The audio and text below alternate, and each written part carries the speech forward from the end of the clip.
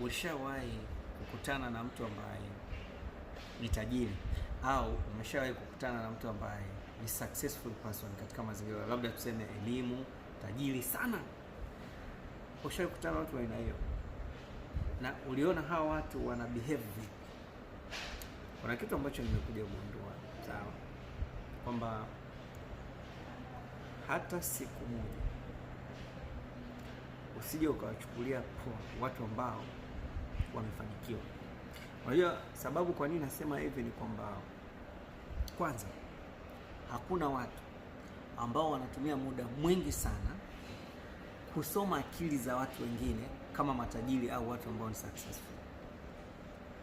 Na ushawahi kugundua kitu kwamba mara nyingi hawa watu wanaangalia vitu vidogo vidogo zaidi kuliko vikubwa. Yaani you can't believe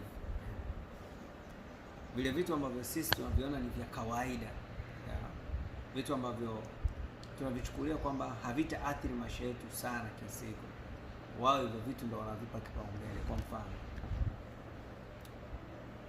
stay put. Matajiri wengi, kama ulikuwa ujue, matajiri wengi mara nyingi mkitaka kuonana nao wanapenda sana muonane kwenye mazingira ambayo ni tulivu. Yaani kwa maana kwamba hawa watu wanapenda sana maisha ambayo ni ya utulivu, kwa sababu wanakuwa na mambo mengi sana kichwani, so wanahitaji kuwa katika maisha ambayo ni tulivu. Ukweli ndio huo.